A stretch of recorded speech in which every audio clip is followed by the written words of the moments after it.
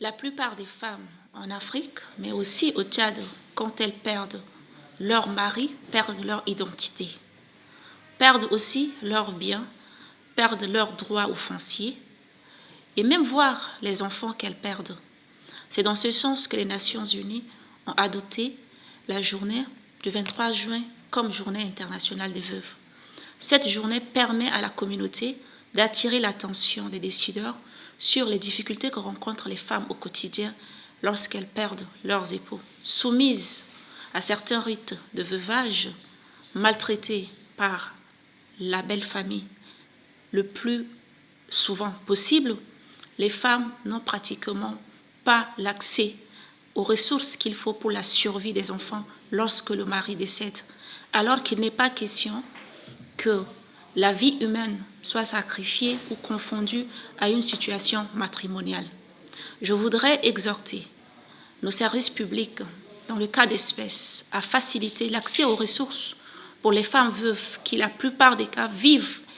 et s'occupent de leurs enfants à travers les pensions qu'elles bénéficient. Je voudrais en même temps aussi attirer l'attention de la communauté sur certaines pratiques néfastes, car nous savons tous que personne n'est né veuve,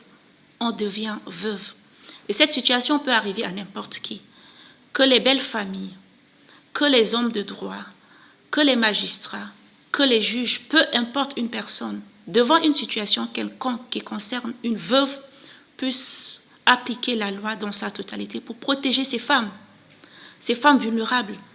pour qui la survie des enfants reste un impératif et pour qui le gouvernement continuera à mobiliser des efforts afin de leur garantir un état de droit, une sécurité sociale pour qu'elles puissent exploiter et exprimer leur plein potentiel. Je voudrais aussi en même temps rappeler qu'être une veuve est une situation, comme je l'ai dit tantôt, qui peut arriver à n'importe quel moment. Mais une fois que cela est arrivé, les femmes tchadiennes, braves comme toujours, ne devraient pas baisser les bras, continuer à se battre pour la survie de leurs enfants, continuer à vivre dignement pour la survie de leurs enfants, la scolarisation de leurs enfants. En même temps, dénoncer certaines pratiques néfastes qui continuent à traîner ces femmes vers le bas et qui ne correspondent pas à la politique du gouvernement en question du genre, mais aussi de la protection sociale. Je voudrais terminer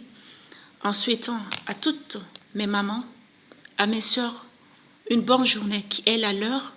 et en même temps profiter de ma voix qui est la leur pour dénoncer les pratiques néfastes qu'elles vivent au quotidien, mais aussi demander aux hommes, aux femmes, à la société, aux décideurs d'avoir un regard particulier sur la condition de la femme veuve